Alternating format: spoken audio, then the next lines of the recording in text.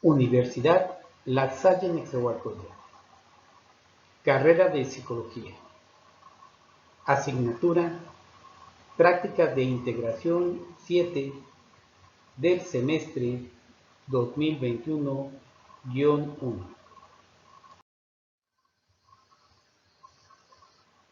Continuamos revisando los modelos psicoterapéuticos en esta clase número 6. Recordemos que estamos viendo las terapias cognoscitivistas.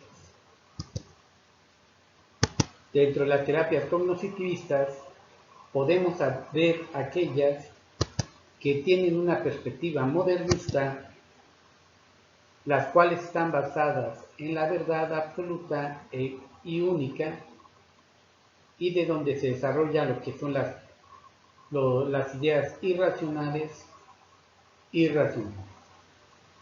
bajo la premisa de que hay un pensamiento correcto y un pensamiento incorrecto.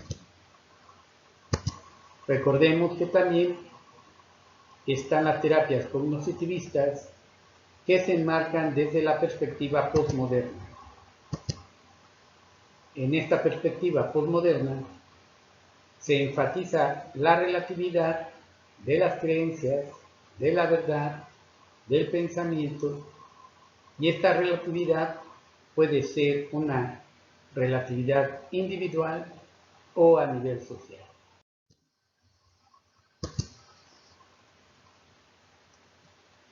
Hoy nos toca ver la perspectiva del construccionismo social y las psicoterapias que se desprenden de esta epistemología.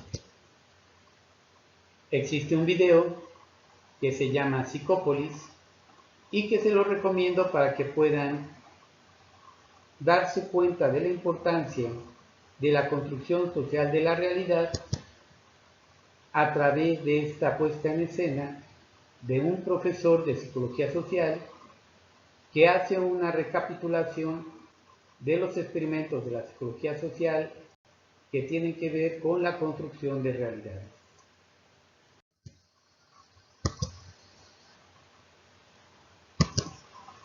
El construccionismo social es una teoría epistemológica, por lo que esta teoría busca explicar la forma como conocemos. La explicación en relación a aquello que conocemos lo explica a partir de la relatividad, a partir de los contextos sociales. La verdad depende del grupo social en el cual estemos insertados. Esto nos lleva a que la epistemología construccionista se enmarca dentro de la teoría postmoderna. ¿Qué teorías fundamentan al construccionismo social? Existen varias teorías.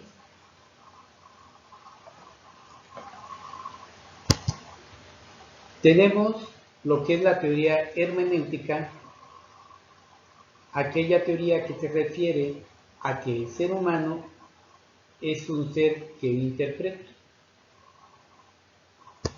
Lo que tenemos como verdad es solamente una interpretación. Se apoya también en la sociología del conocimiento. Luhmann y Berger escribieron La construcción social de la realidad, un libro que habla precisamente sobre la sociología del conocimiento y que pone las bases para entender esos procesos cotidianos en la conformación de la realidad. También el construccionismo se apoya en el materialismo dialéctico. En este sentido, considera que la realidad o aquello que consideramos que es real está enmarcado en un contexto sociohistórico y cultural. También se apoya en la teoría crítica, la cual nos lleva a actos de reflexión acerca de lo que pensamos, acerca de cómo desarrollamos la ciencia, acerca de cómo adquirimos el conocimiento. Y también podemos retomar la fenomenología. Esta teoría también tiene un tinte holístico.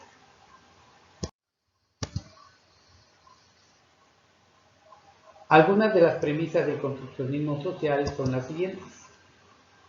Partimos de la noción de que el ser humano es por naturaleza un ser social. El ser humano es un homo político. En este sentido, somos gregarios. A partir de esta interacción social que tenemos con los otros, vamos construyendo, deconstruyendo, co-construyendo la realidad. Desde esta perspectiva, la realidad que tenemos a nivel subjetivo no es algo ya que tenga una relación directa con el que está fuera de nosotros, sino que en grupo nosotros vamos definiendo cómo construimos la noción de los objetos que vamos conociendo, y así como podemos construir esas nociones, también podemos deconstruir las nociones y construir nuevas nociones.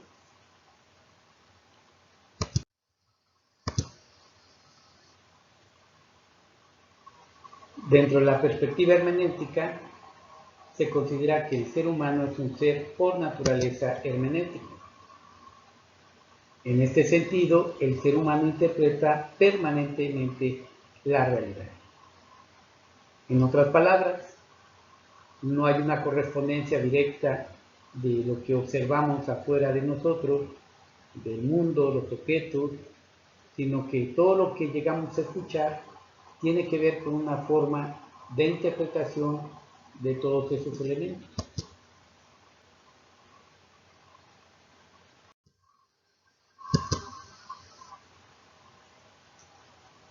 Esta capacidad de interpretación es lo que nos permite darle sentido al mundo, a ese mundo que nos rodea, a las relaciones interpersonales, a esa relación que tenemos con los semejantes, inclusive con las relaciones de los objetos que existen en el mundo, y también nos llevan a dar una interpretación sobre nuestra propia existencia. Esta interpretación es la que nos permite explicar nuestro pasado, presente y futuro.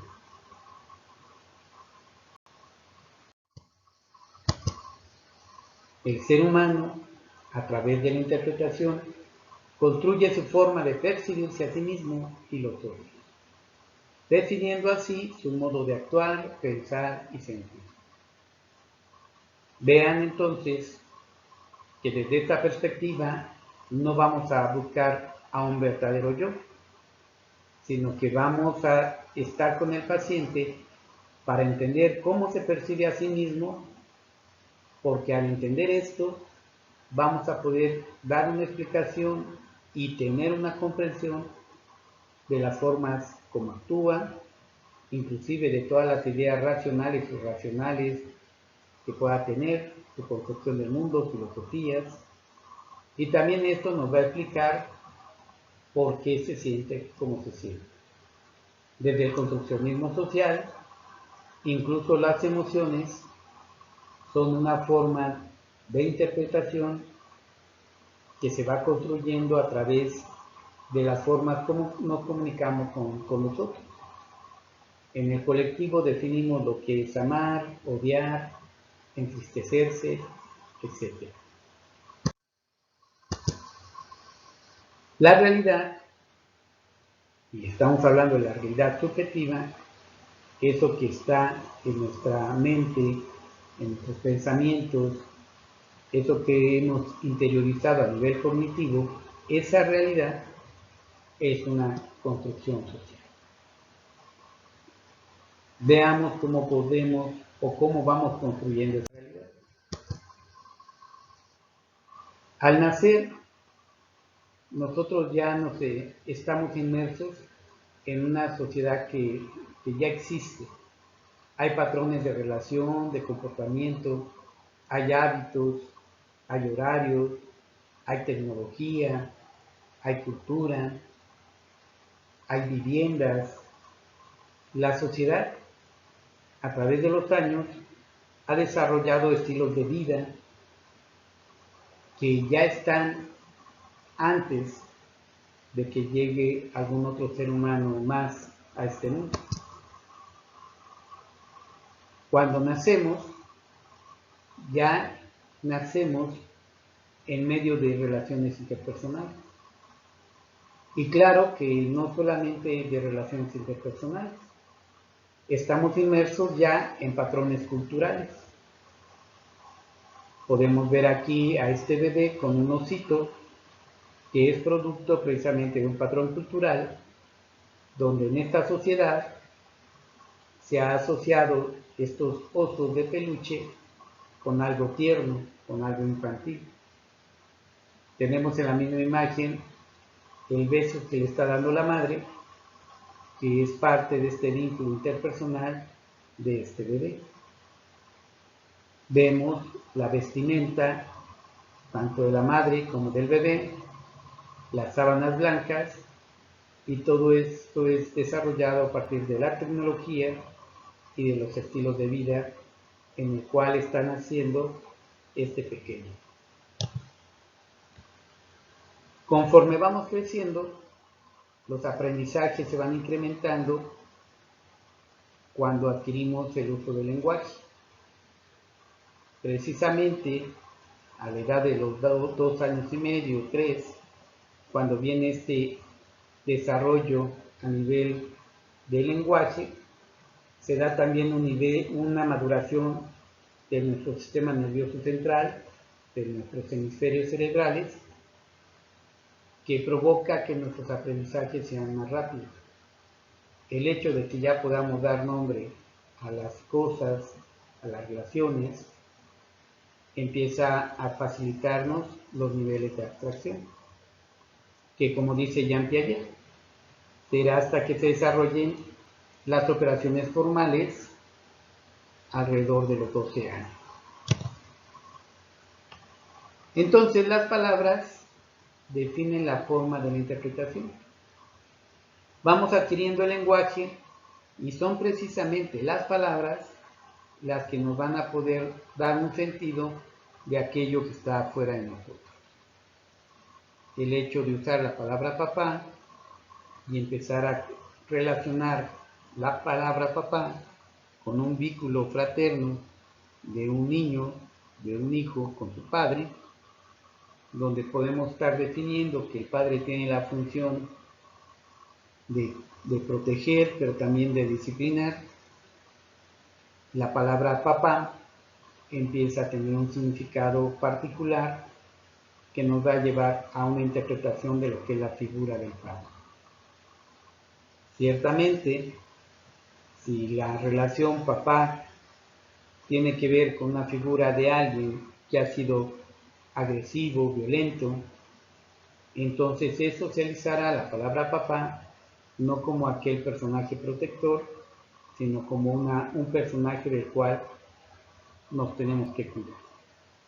Pero así como la palabra papá ya nos da un sentido de interpretación, el resto de palabras que vamos adquiriendo a lo largo de nuestra vida va a ampliar nuestra forma de entender la realidad.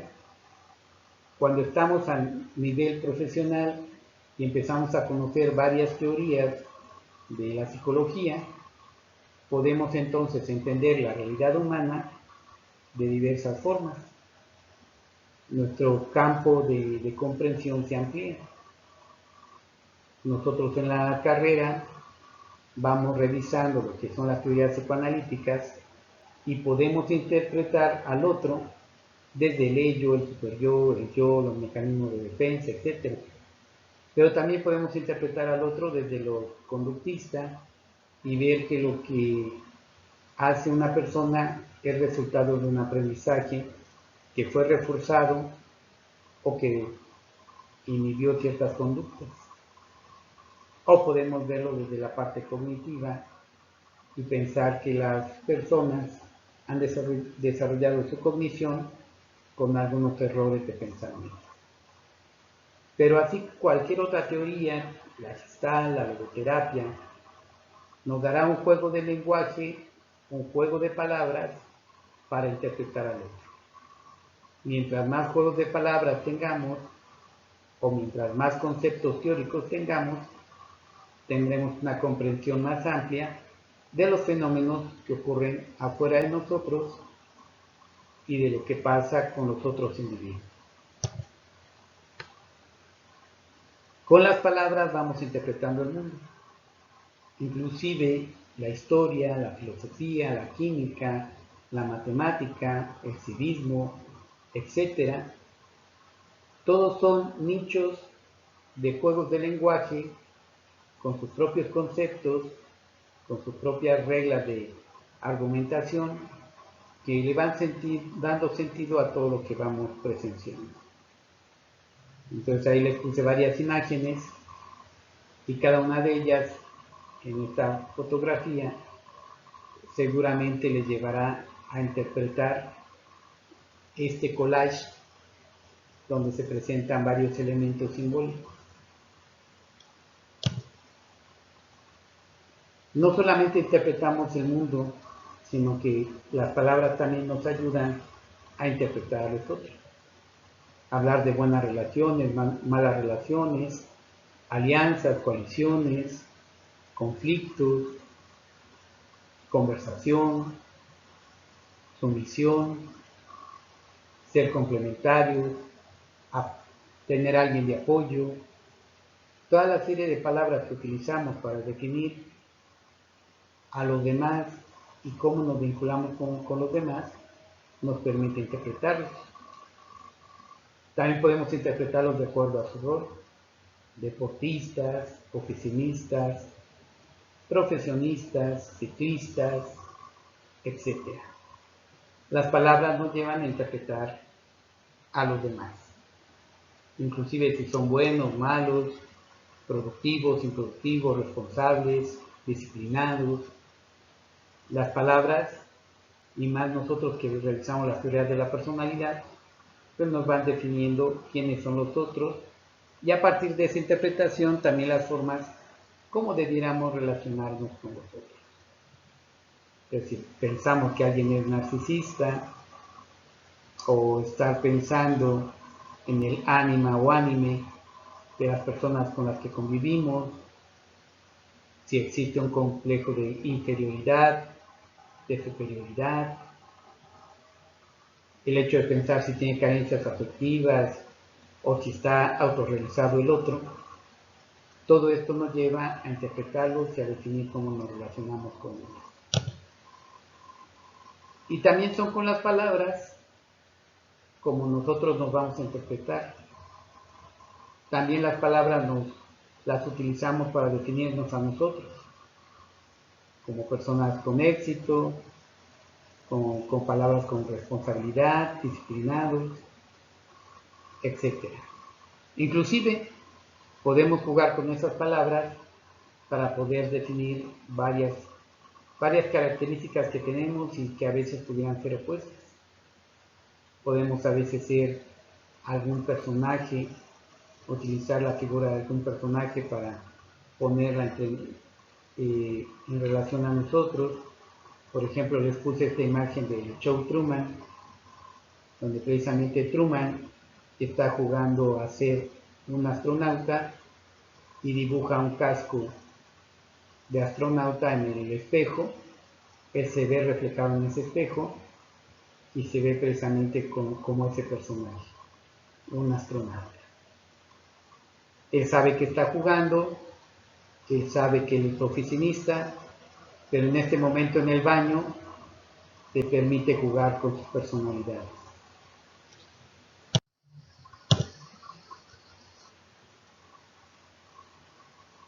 La realidad, si la consideramos que tiene que ver con este uso de las palabras,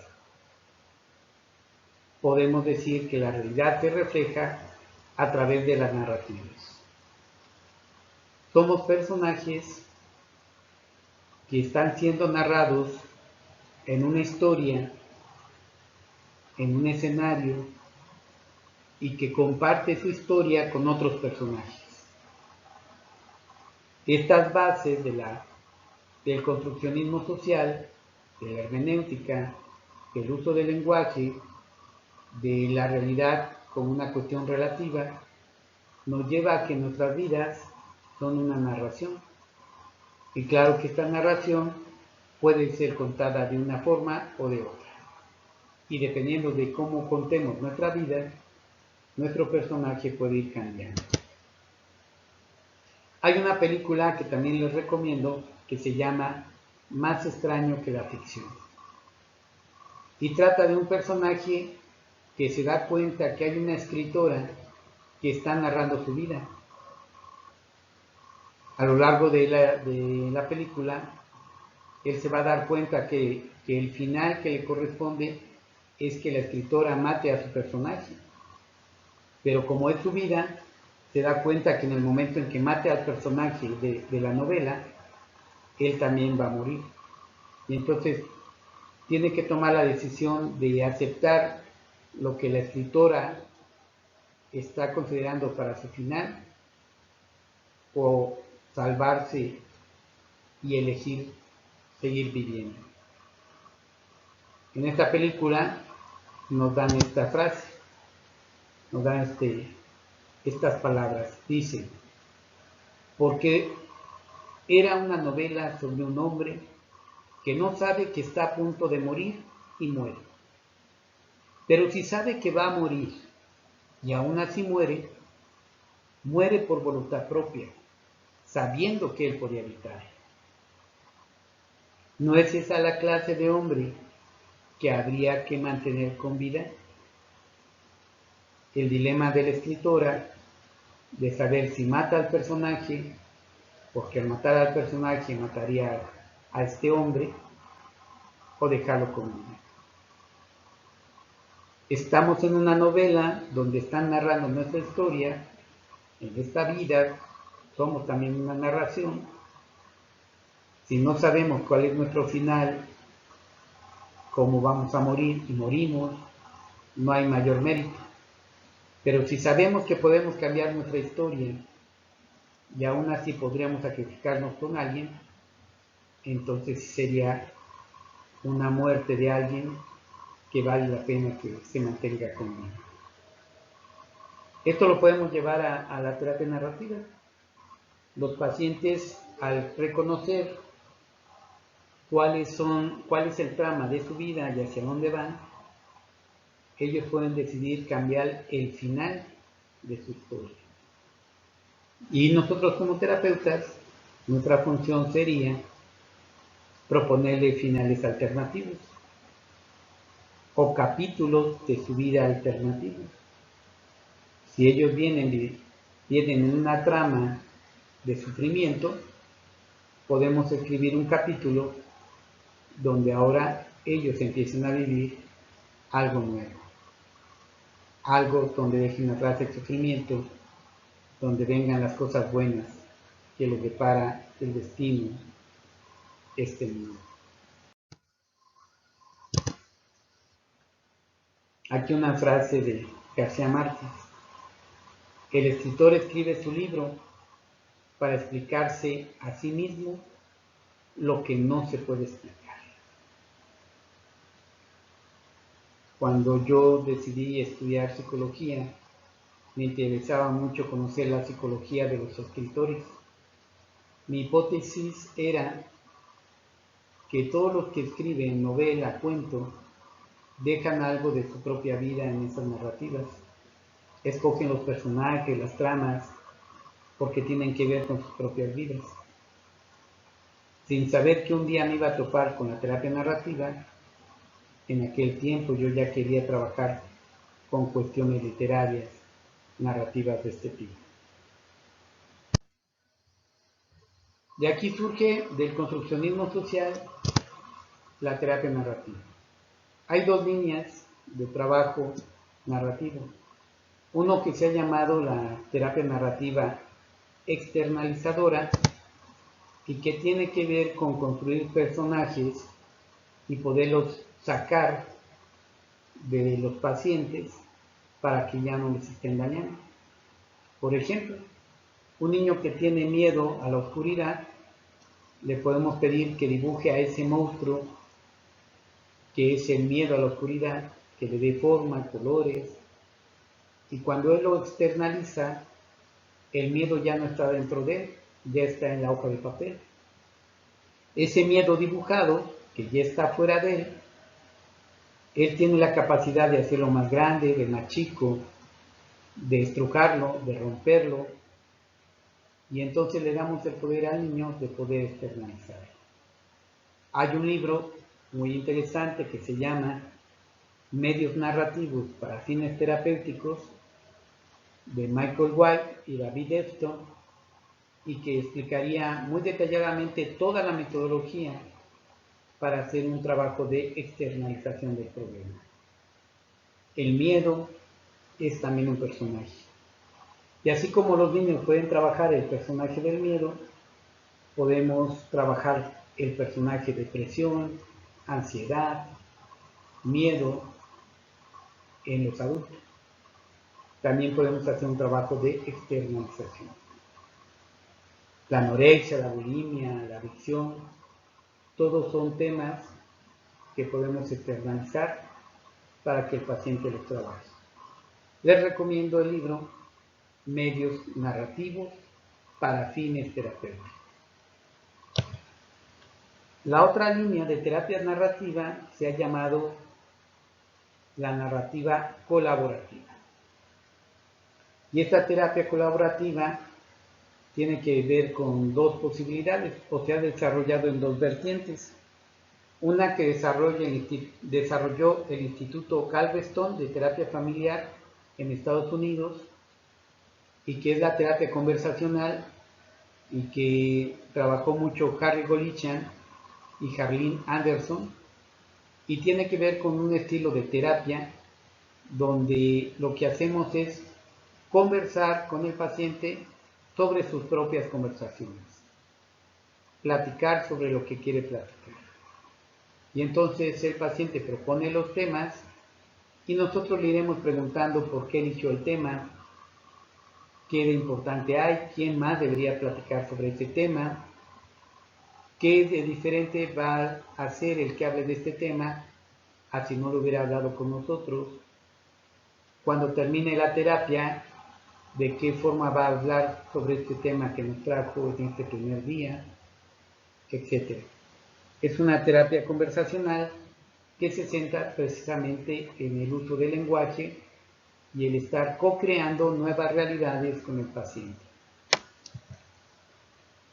Y la otra es la terapia reflexiva, que tiene que ver precisamente con el que el paciente haga un reflejo de sí mismo, se pueda escuchar a sí mismo, e incluso nosotros como terapeutas les damos nuestras propias reflexiones para que el paciente tome o deje aquellos elementos de la reflexión que nosotros les proporcionamos.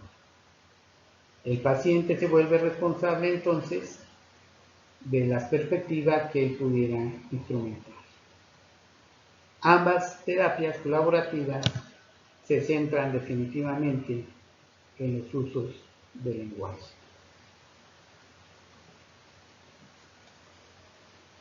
Por el momento, dejemos aquí esta postura de la construcción social de la realidad. Las clases que vienen les daré metodologías concretas para cómo vamos a utilizar estos modelos psicoterapéuticos ya ahora sí en la práctica clínica. A partir de las sesiones que vienen, la siguiente semana, empezaré a pedirles ejercicios para que ustedes practiquen una serie de interrogatorios y modos de intervenir bajo las modalidades que hemos revisado hasta el día de hoy. Sobre todo, quiero que retomen la parte más práctica y que ustedes ya con estas herramientas puedan empezar a hacer asesoría psicológica en línea. Pero sí quisiera que primero se hicieran algunos ejercicios entre ustedes antes de que empiecen a trabajar con algún paciente. Les agradezco la atención a esta presentación y nos seguimos viendo en las próximas clases.